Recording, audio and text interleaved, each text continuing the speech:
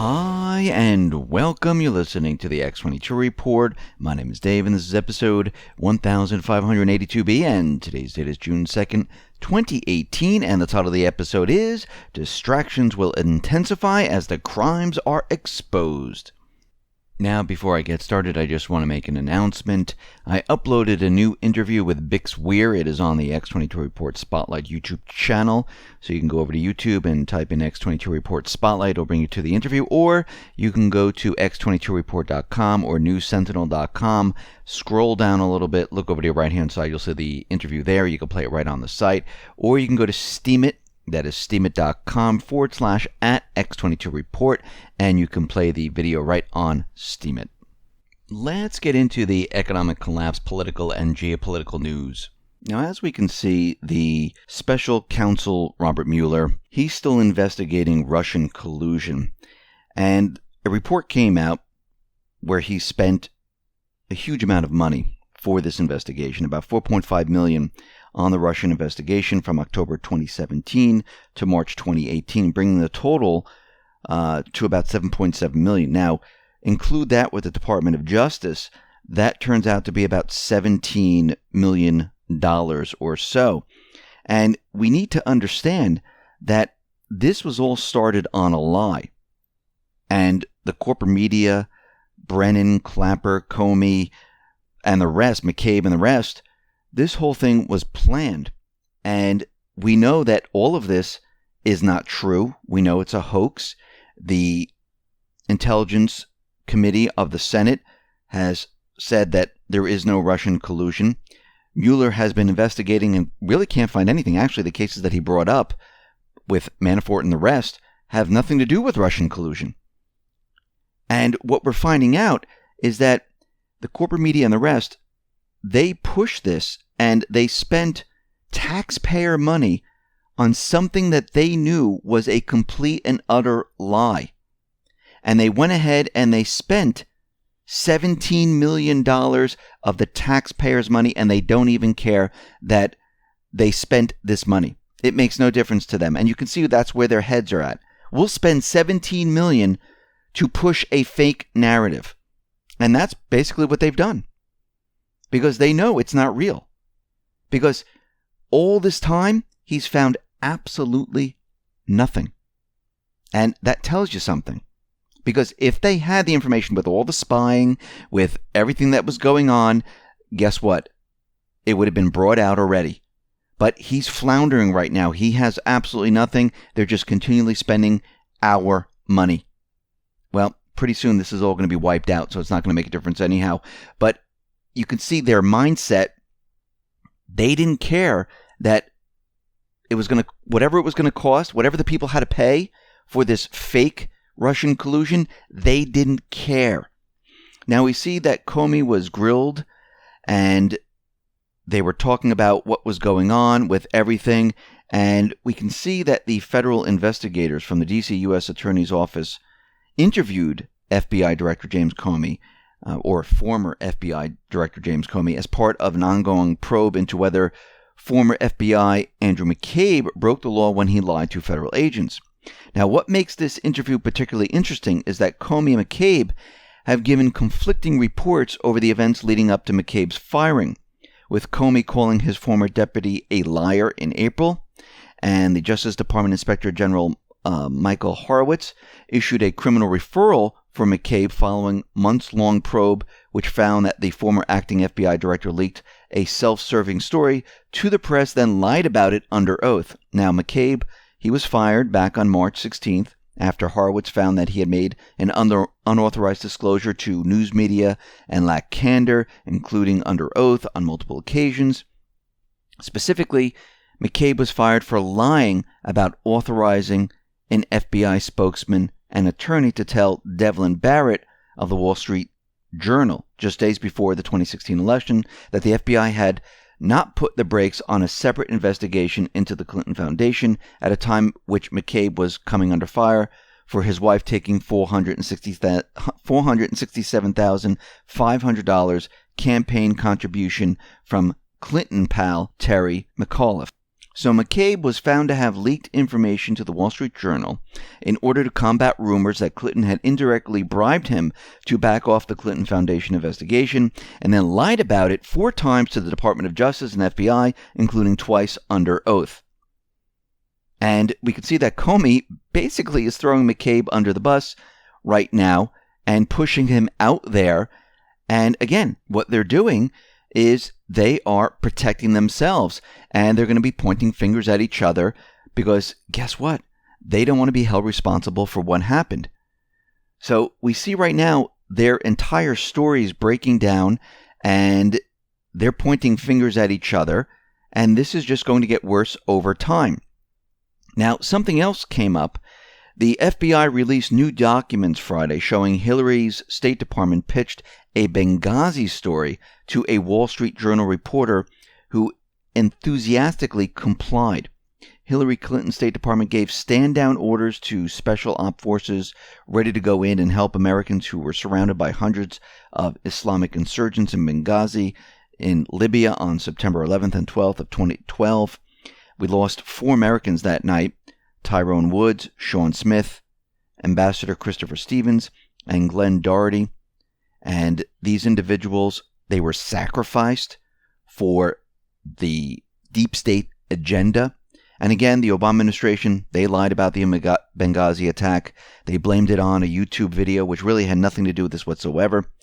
Hillary Clinton also lied straight to the parents of the victims of Benghazi. The parents of the 2 of the Americans killed sued Hillary in federal court, claiming she is liable for their deaths.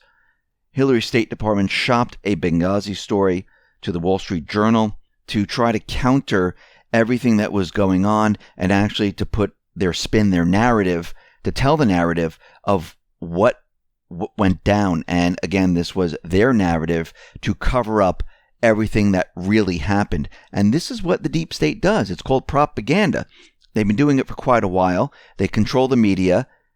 They'll get the corporate media to go along with whatever they're saying. The corporate media will not investigate anything. They'll just take what they say and they'll put it out there. Just like Obama was out there saying it was a YouTube video that actually did this, and this had nothing to do with it whatsoever. Now, Google, they were going to work with the Pentagon on an AI contract, and they tried to hide the scope of the project. And there were some leaked emails that got out, and the size of the project was much, much larger than they were telling everyone.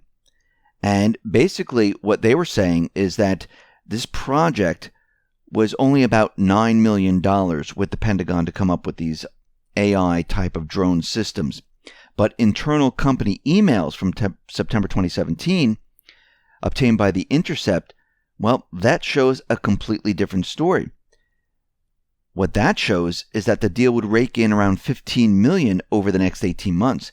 The email also said that the budget for the program was expected to eventually expand to $250 million. The emails also show the Google executives were deeply concerned about potential public backlash if the company's participation in the Pentagon program became widely known. Now, Google employees, they started a petition and they got around 4,000 signatures within the company to basically shut this Project Maven down. And it looks like it has worked because Google, they have abandoned the Pentagon's AI drone project. So they were trying to hide what they were really doing. And probably if we go into their records and go deep into many of these companies like Facebook, YouTube, Google, Twitter, and the rest, we would find a huge amount of involvement with the intelligence agencies, with other projects, with a lot of grant money going into these companies. And we can see that these companies are used to gather data, to spy on the American people, and a lot of it's coming out. And there's a lot of class action lawsuits going on right now with Facebook and many other companies because people are starting to realize what they have been doing. Now, it looks like Trump and the North Korean official, they got together. They handed Trump a letter from the country's leader, Kim Jong-un, and now it looks like the summit is back on in Singapore on June 12th. And we see at this point, this is all moving forward. This is exactly what we thought was going to happen, and it is happening. Even though the deep state was trying to do whatever they possibly could to shut this down, they might even still try something in Singapore, which they might, have someone, because we know they can control innocence. We know that they might try something there where they might have someone explode something, or something else might occur in this area to shut this whole thing down. But we'll have to wait to see. And we can see there's a lot of news coming out right now, a lot of information coming out, and they're going to want to shut everything down, especially the IG report, where the Senate is going to review this. We also see the peace talks. We also see things happening in Syria and Afghanistan. So there's a lot of things happening right now that they do not want to happen. We see the U.S. ambassador to the United Nations, Nikki Haley. I do believe she's part of the deep state. She vetoed a UN draft resolution calling for the international mission to protect Palestinian civilians in the Gaza Strip. They wanted to have an investigation of what was really going on there, and basically Nikki Haley said no way. And she does this quite a bit, and I do believe she's part of the deep state, part of the system, and basically the U.S. normally shuts these things down where they don't want anyone looking at anything, especially like out in Syria, where Russia and other countries wanted to have an investigation. Usually Nikki Haley is usually out there saying, no, we should not have an investigation. The OPCW should not go out to that area and investigate. We should just, collect social media findings and make a determination if chemical weapons were actually used. And the reason why they keep doing this is because they know what the team would find if they actually visited Gaza, if they actually visited Syria, if they actually visited all these different places. They would know exactly what was going on. And they don't want this information coming out there, so they continually shut it all down. We see right now that there are satellite images of the al-Tanf base, and there's a before and after, and before the base was pretty much nothing, and it has grown and grown and grown over time. And we know right now that Syria and Russia and Jordan and the U.S., they're in negotiations, and Syria wants this base turned over. And we can see that there are negotiations moving forward, and I believe all these negotiations that are behind the scenes, they are to bring peace to this area and to remove the troops from Afghanistan, remove it from Syria, remove it from Iraq, because at this point, there is no reason for any of the coalition forces to be in Syria. It is a sovereign country. Actually, the coalition forces invaded this country under false pretenses to say that they were fighting an enemy that they supported, funded, and put in there. And rather be found out, what they're trying to do is basically remove the troops under different circumstances. And this is why they're having this negotiation. This is why Trump actually said the troops will be withdrawn from these countries. This is why they're trying to push a different agenda and have these negotiations. And if Iran leaves, that will allow the U.S. to say, okay, there's no real reason for us to be there, and it will give them the excuse to pull the troops out. And I think this is what they're trying to do at this point. Just like we saw in North Korea, a lot of these talks happen behind the scenes to bring peace to the region. And we see at this point, the same thing is happening in all these areas. And we also see the Russian naval ships, they're actually leaving the Syrian waters. There's no more threat to this area. I mean, this tells you that the negotiations, they're moving in the right direction. And there are other negotiations going on behind the scenes, because we see the frigate Admiral Grigorovich, that is leaving the Syrian waters with other ships, and they're sailing back to the Black Sea, which tells you that they don't need these ships there to patrol the areas. And again, what we see happening right now is the deep state, they are losing their grip on the entire area, and it's only a matter of time. Now, again, the deep state still has control in certain areas. They have control of the corporate media. They're still pushing certain agendas. They believe that they're still going to hit their goals. This is why Soros is out there trying to get the refugees from Africa to move into the European countries, because they lost their refugees from Syria and Iraq, because these people are returning back to their countries and they're losing their grip, but they're trying to figure out other ways where they can still push their goal to have blended countries and a one world government. They're not going to give up that easily. And we can see that as we move forward, they don't like peace. They want war.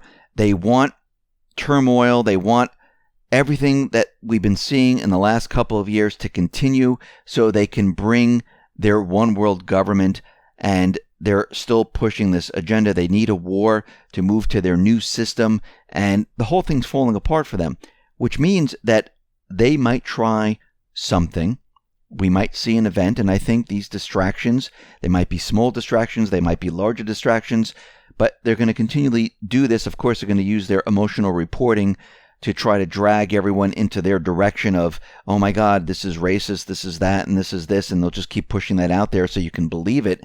And they'll keep doing this because it goes to the emotion of people, and that's what they use to get people all hot and bothered about a subject, and instead of looking at what is really going on and what they've really been doing out in these countries where they have been having regime change and they've been supporting terrorists and they've been doing all these other things. So right now we're going to see little distractions. We're going to be larger distractions. We're going to see all of it.